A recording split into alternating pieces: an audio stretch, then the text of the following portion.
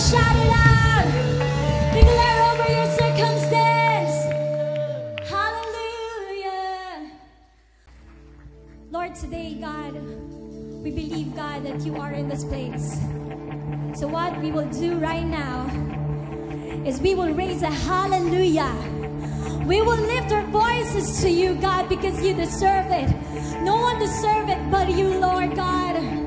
Lord, in the midst of trial, in the midst of our storm, we choose to raise our voices. We choose to praise you, God, because you are worthy. Come on, clap your hands for God as we sing, as we raise a hallelujah.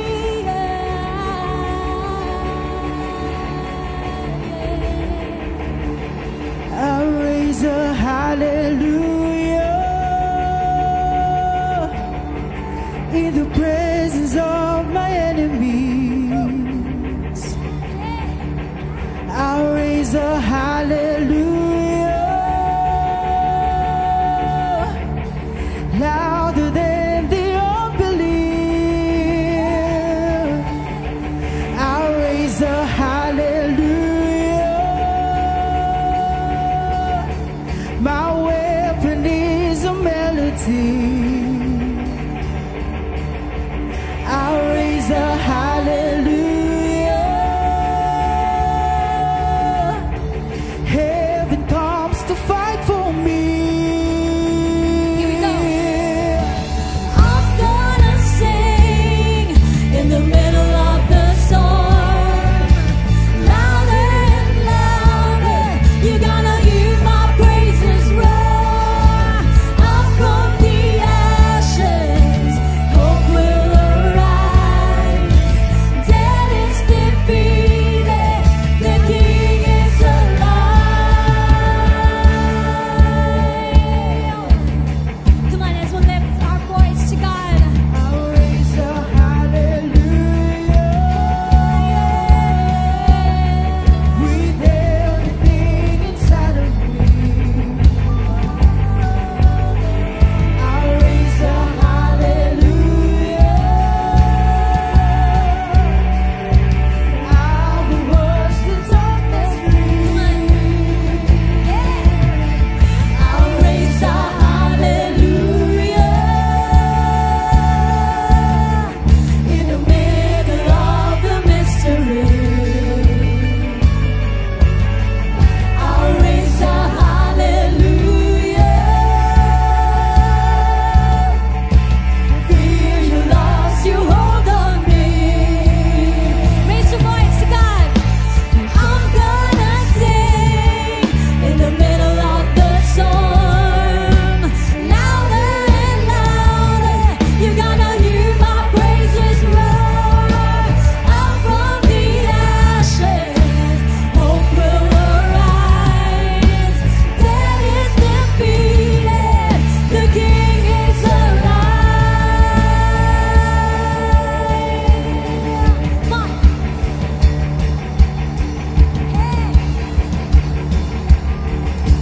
Sing from the heart today. Sing a little louder. Sing a little louder. Sing a little louder. Sing a little louder. Sing a little louder. Sing a little louder. Sing a little louder. Sing a little louder. Hey! Sing a little louder. In the presence of my enemies. Sing a little louder. Louder than the unbelief.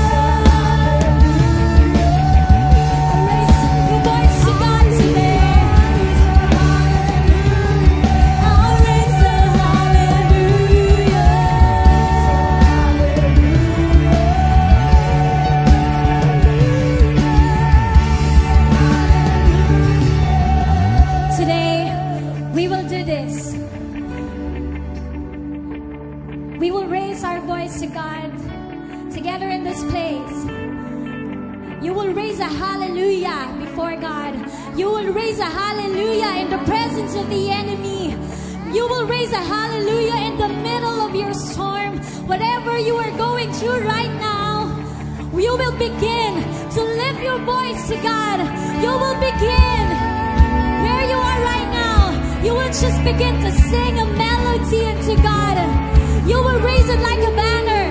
You will raise your voice like a flood, saying, God is on my side. I will have the victory. I am not defeated because God is with me. I will overcome. I will be healed today. I know, Lord, triumph is on the way because you are with us, God. No matter, God, what we're going through, we choose to praise you. We choose to worship you, God. We know we will raise our voice to you. And God, we know that when the enemy hears us, he will tremble in fear, oh God. As hope arises in this place, as faith arises in this place. Come on, come on. Raise a hallelujah to God.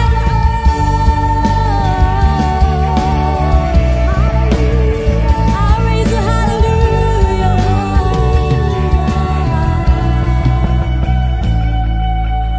I'm gonna sing in the middle of my storm.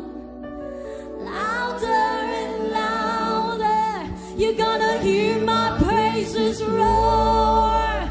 I'm from the ashes, hope will arise. Death is defeated, the King is alive. For the last time, oh, I'm gonna sing in the middle of the storm. Louder and louder, you're gonna hear my praises roar. I'm from the ashes, hope will arise. Death is defeated, the King is alive.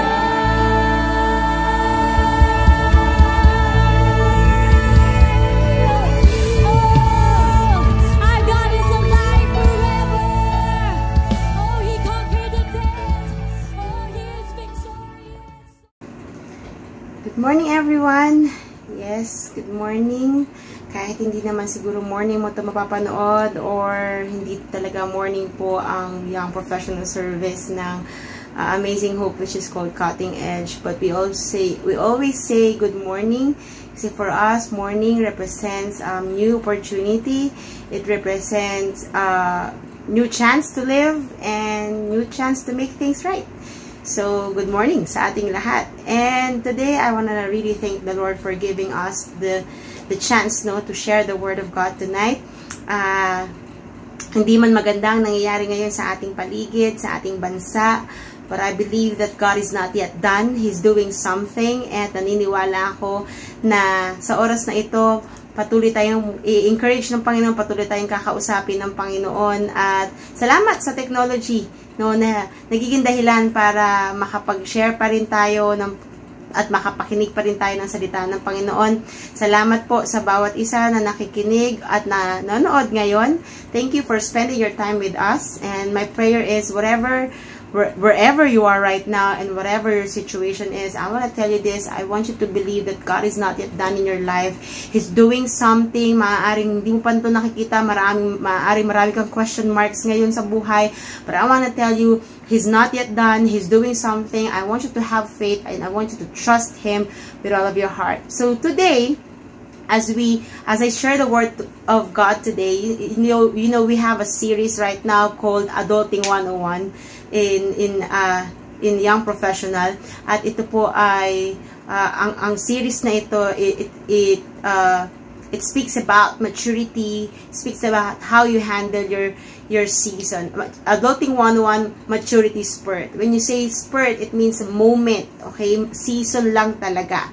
And as a young professional, it is very important to embrace, that we may embrace yung season na ito. First, I want you to embrace the fact na hindi ka na bata para sa mga young professionals. Okay, kung adult ka na. Adulting, okay, sa term natin ngayon, lalo na kapag nakikita mo ngayon yan, hashtag adulting. Adulting sa atin ngayon, or sa pinagdadaanan ng mga young professionals ngayon, ito yung parang ganito.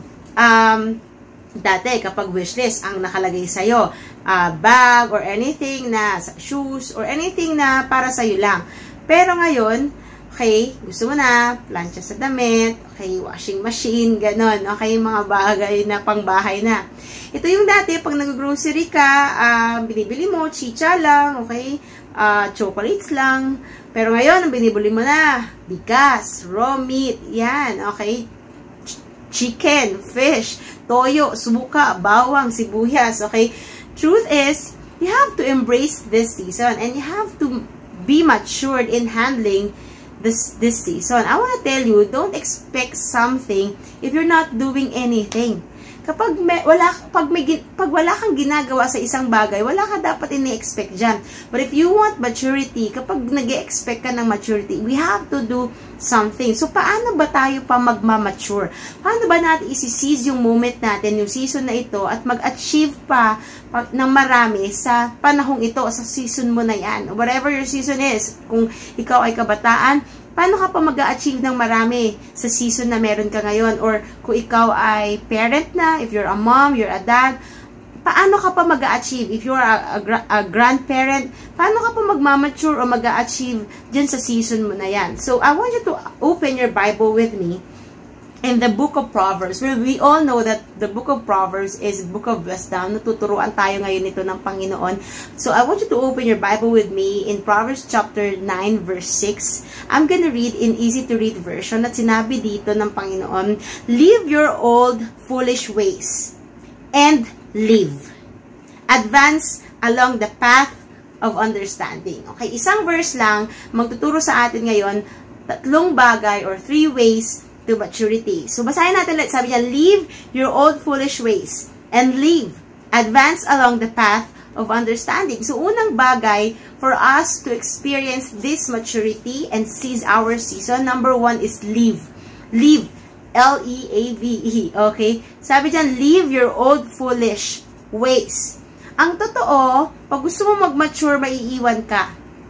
Pag gusto mo may puntahan, may kailangan kang iwan o alisan. Ang totoo naman talaga, di ba? Hindi mo naman talaga mapupuntahan, maa-achieve yung destination na gusto mo kapag sa oras na ito, ayaw mo umalis sa kinalalagyan mo. Pero wag mo na ngayon, okay? Kung tayo aalis ngayon, bawal mo na, hindi masyadong allowed yan. So, pag gusto mo mag-mature, kailangan iwan mo din yung mga immaturities na meron ka. Alin daw yon?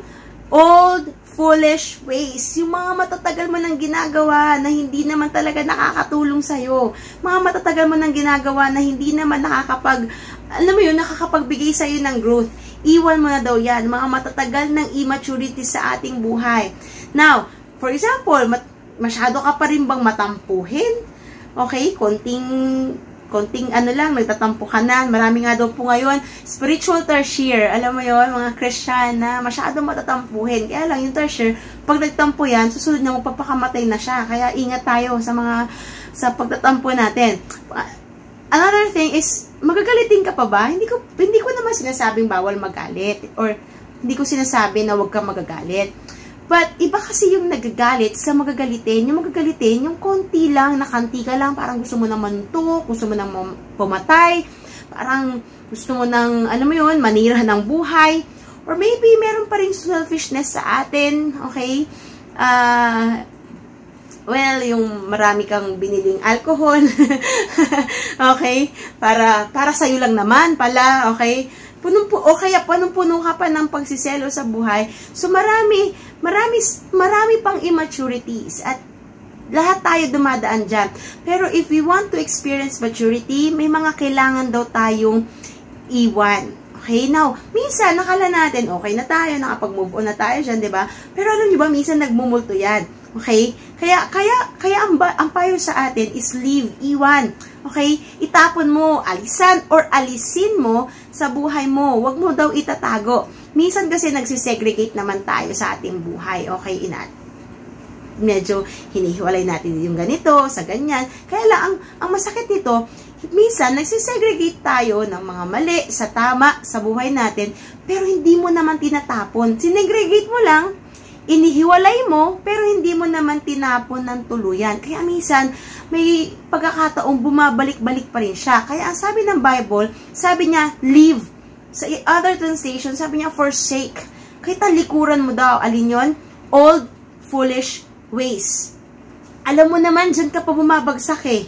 Alam mo naman, dyan ka sa term na ngayon. Alam mo, dyan ka pa pokmaru. So, iwan mo daw yung mga bagay na yan. So, ano yung mga bagay na dapat mong iwan? Mga immaturities na alam mong hindi na naman makakatulong sa'yo. At kailangan mag-decide ka, kailangan iiwan ko na itong mga bagay nito. May mga, or should I ask, may mga nakikita ka pa bang immaturities sa buhay mo ngayon?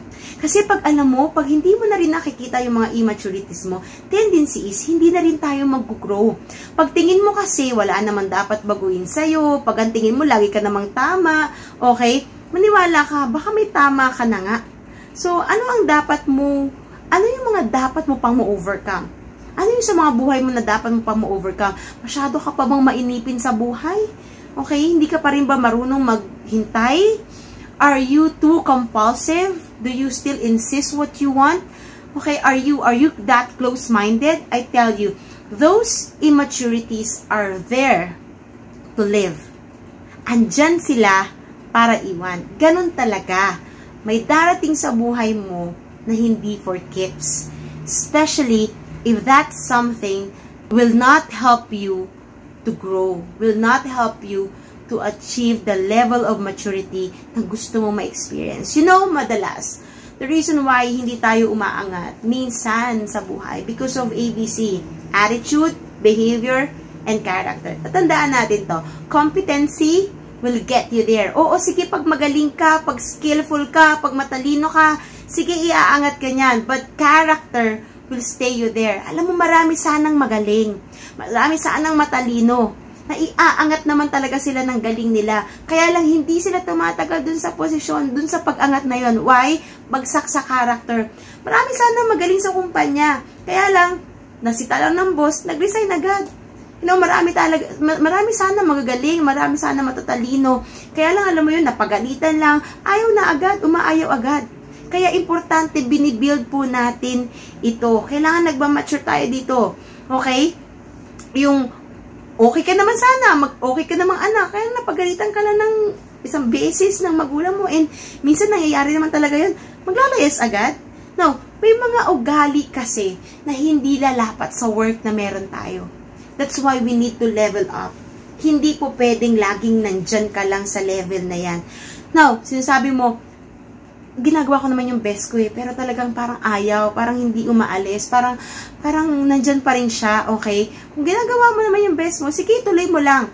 Kung hindi pa rin umaalis, kung hindi pa rin nawawala, okay, yung mga immaturities na yan, baka kailangan pa ng hard work, or baka kailangan ng radical decision to leave them, na iwan sila, yung mga bagay na hindi makakatulong sa'yo mag-grow, para, okay, so that we can go to the next point. Next point is this. Sabi niya, leave your old foolish ways and live. Okay? Live. Mabuhay. In Hebrew, ito pong live na to is kaya. It means keep alive or to revive. Listen. I want you to see this first. Pinapatay pala tayo ng mga immaturities natin. Pinapatay ka pala ng mga pangit na bagay sa buhay mo na hindi mo iniiwan. But sad thing with people sometimes is this. Alam mong ikamamatay mo na, ginagawa mo pa. Dinidikitan mo pa. Kapatid, mabuhay ka naman. Sabi mo sa sarili mo. Tapigin mo sa sarili mo ngayon, sabi mo sa sarili mo, mabuhay ka naman, mabuhay ka naman. Okay? Revive mo yung buhay mo. Huwag ka daw magpapakahangal. Alam mo nang mali eh. Huwag ka nang magpapakaloko. Okay? Sa term ngayon, huwag ka na magpapakabudol. Alam mo nang hindi tama yan. So, huwag ka na nagpapaloko.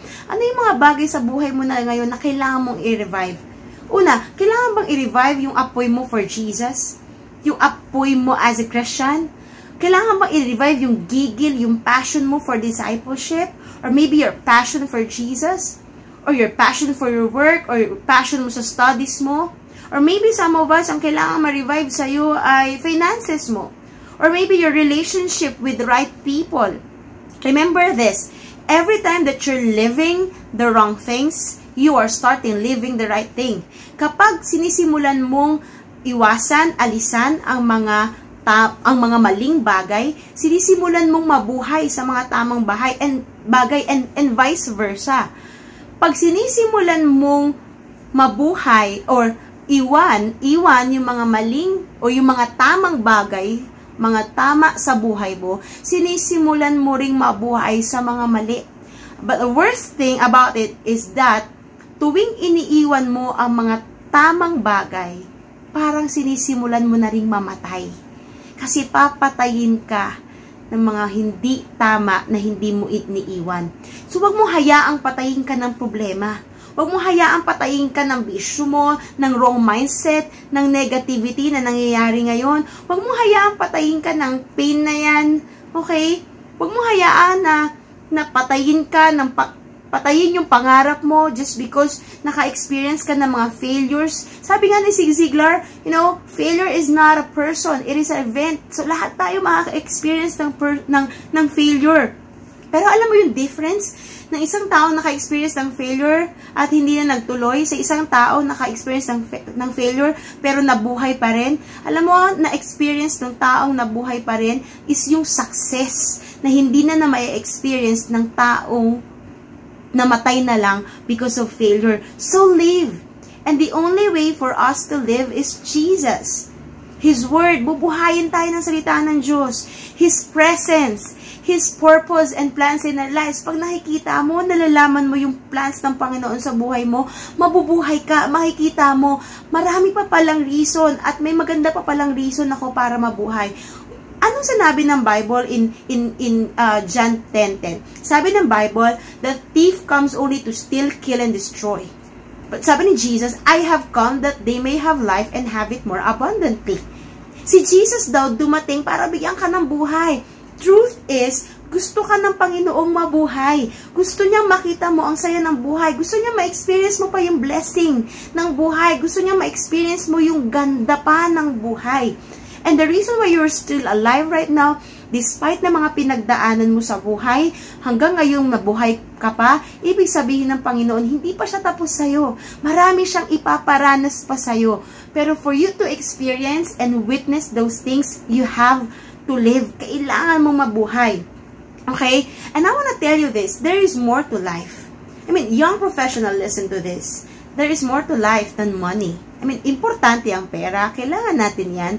Pero, ang buhay ay hindi patungkol lamang sa pera. Ang buhay ay hindi lang patungkol sa jowa. Ang buhay ay hindi patungkol sa love life lang. Hindi ito patungkol lang sa mga medals. Marami ka pang madidiscover sa buhay. So, live. Sabihin mo ulit sa sarili mo, mabuhay ka.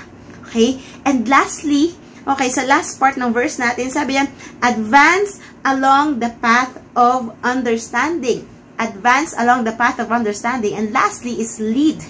In Hebrew, yung word na advance is azar or ashar. To guide on a way, especially by going in advance.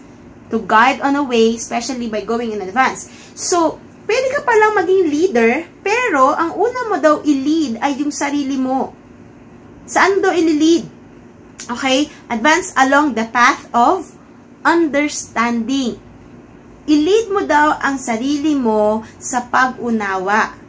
Sa pag-unawa, dapat ikaw yung nauuna. Unahan mo. Lead yourself. If you want to grow, then command yourself to grow. I-lead mo yung sarili mo dun sa growth na gusto mo. I-lead mo yung sarili mo dun sa maturity na level na gusto mo. I-lead mo daw yung sarili mo. Lead yourself to understanding. Parang ganito, pag dumarating ka sa point na gusto magpakakitid ng utak mo, unahan mo daw mag-unawa. Unahan mo daw sa pag-unawa. Di ba minsan, for example, di ba, tinatamad tayo. For example, tinatamad tayong bumangon, pumasok sa school, o pumasok sa opisina. Pero, ang ginagawa mo, pinipilit mo yung sarili mo, inunahan mo yung sarili mo, hindi pwede to. Okay? It means you're beating your body. So, same thing with growth.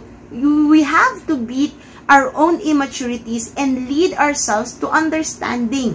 Unahan mong umintindi. Unahan mong magmahal. Unahan mong magpatawad kahit hindi pa humihingi ng tawad. Iba sa atin sinasabi, paano ko patutawarin? Hindi naman humihingi ng tawad. Na-realize ko lang, when it comes to forgiveness, dalawang bagay. Okay, una, ito ay para sa taong humihingi sa'yo ng kapatawaran, pero ito din ay para sa taong kailangan, okay, o hinihingian ng kapatawaran, or sa taong nasaktan. Kasi minsan, yung taong nakasakit sa atin, may pagkakataon talagang hindi yan hihingi ng tawad, pero nakaka-move on na sila, okay na sila sa buhay. Pero tayong mga nasaktan, ikaw na nasaktan, nandun ka pa rin sa kulungan, okay, ng unforgiveness. So, unahan mo magpatawad para hindi ka makulong doon sa unforgiveness na puso, doon sa unforgiveness heart, sa prison of unforgiveness. Unahan daw nating magpatawad, unahan nating magmahal, unahan nating magbago. Sa panahon ngayon, unahan nating sumunod, okay? Sabi ko nga, I once posted it on my Facebook account. Sabi ko, ano kaya yung pwede kong maitulong sa government at sa president ngayon? Tapos sinabi ko dun pagsunod. Yun na lang yung magagawa natin. Unahan na natin sa ganun. Unahan nating mag-ayos. Listen, if you can lead yourself, then it will be possible for you to lead others as well. Ikaw kasi yung magtuturo sa kanila. So, dapat mauna ka. Dapat advance ka. Dapat ang leader patuloy na nag-grow. Okay? Kasi hindi naman papantay yung tao mo sa'yo eh. Lagi silang nasa baba, kaya nga follower mo sila, ikaw yung nauuna eh. Okay? But the point here is this. Kapag huminto ang isang leader, kapag huminto kang mag-mature, kapag huminto kang mabuhay, pag huminto ka sa mga ginagawa mo, hihinto ka dun sa level na yon. Okay? Kung saan ka man huminto. But the thing is, dahil may mga followers ka, hihinto sila mas mababa dun sa level na hinintuan mo. Ito yung pinakamasakit. Kaya importante po sa mga leaders, whatever, na saan ka man nagli-lead ngayon. If you're leading in sa church, you're leading sa small group mo, sa network mo, or sa barangay ninyo, or sa school mo, or sa kahit sa family mo, importante nagli-level up pa rin po tayo. Importante hindi tayo humihinto. So, never stop learning. You know, as a young professional, if you still want to pursue your course, or another course, or master degree, or doctorate mo, sige, tuloy mo lang. Also, you can attend training, seminars. Tignan mo yan, hindi bilang expenses. Tignan mo yan as an investment. Kaya when I got a go signal from the Lord, based on my personal experience or testimony, when I got the go signal from the Lord na ituloy ko yung masteral ko sa Bible School, okay, tinuloy ko siya. Okay, kahit na, nung panahon na yon, yun yung time na nag-resign na ako sa work ko para mag-full-time na sa ministry. Then, I got another go signal na ituloy ko yun na yung doctorate ko sa same Bible School. Yes, pinush ko siya. Okay? Maybe some of you nag-iisip, siguro po kasi may pang-aral ka naman. Kasi hindi kami ganun kapala. Gusto ko malaman mo, nung time na yun, resign na nga po ako. Wala akong ibang inaasahan na, alam mo yun, na magbibigay sa akin. Wala akong inaasahang monthly na sweldo. Ang inasahan ko lang talaga ang Panginoon. At maniwala ka, pinag-aral talaga ako ng Panginoon. Alam mo, nakapansin ko lang, okay, pag nakikita ng Panginoon na gusto mong umangat sa buhay, pag nakikita ng Panginoon na gusto mong mag-level up, pag nakikita ng Panginoon na gusto mong mag-mature, He will provide. Sagot ka ni Lord dyan. Especially if what you want to pursue is something that is beneficial sa kingdom ng Panginoon. Maniwala ka, pag-aaralin ka ng tatay mo, itatawid ka ng daddy mo sa langit. So lead. Unahan mo. Okay? Alam niyo yung law of magnetism? Kung sino ka as a leader, yun lang din naman mamamagnet mo. Kung sino ka as an individual, yun lang din naman mamamagnet mo. So, kung if you are a kind of a person na gustong nagmamature, gustong nagle-level up, yun lang din yung mga mamamagnet mo. Ganong klase ng mga kaibigan ang gugustuhin mo, or didikit sa'yo, ganong klaseng mga tao ang ma-attract mo sa buhay mo, ganong klaseng mga experiences ang ma-experience mo kasi may magnet, okay? Merong force na didikit sa'yo. Depende kung anong klase ka, kung anong klase kang individual. Depende sa kalibre mo as a leader, as an individual, as a young professional, or as a person. So, importante mag-advance po tayo. May pangarap ka? Tuloy mo yung pangarap mo, pero huwag kang magpapahuli. Mangarap ka, tama yan, pero huwag kang magpapahuli. Gawa ka ng paraan, advance mo. Sabi ng text natin, advance along the path of understanding. Okay, now, as I conclude, 3 ways to maturity. Number 1 is live. Maiiwan ka talaga. Pangalawa is live. Mabuhay ka. And lastly, lead. Unahan mo. Okay? Now, there is no way for these 3 to be possible if you will just, what? Do it on your own. Kapag gagawin lang natin ito sa sarili natin, hindi talaga kaya.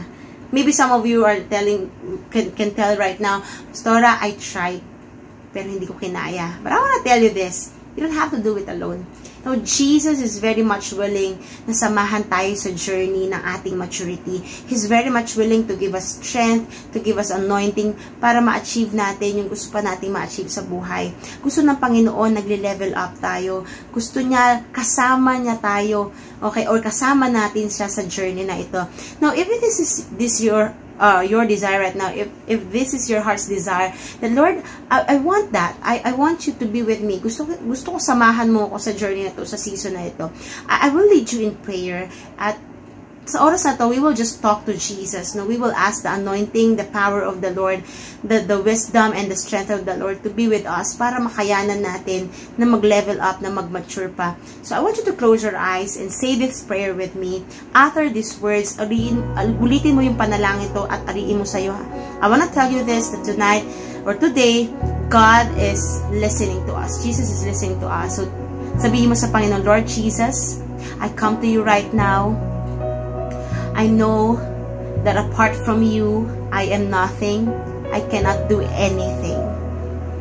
So Lord, today, I am giving my full trust. I am giving my whole life to you. I am receiving you as my Lord and as my Savior. Starting today, be the director of this life.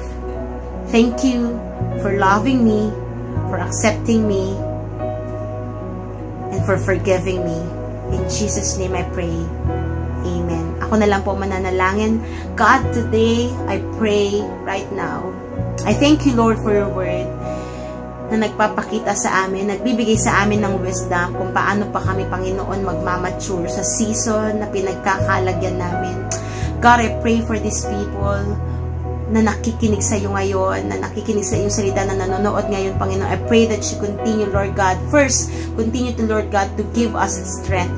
Lord, lakas, Panginoon, para makayanan naming iwan yung mga maling bagay, yung mga hindi tama, Panginoon, yung mga hindi makakatulong sa growth namin. Lord, lakas, Panginoon, para ipursu namin ang mga tama sa aming buhay. Lord, lakas, Panginoon, para itapon, Panginoon, ng mga mali sa aming buhay. So right now, I pray for strength.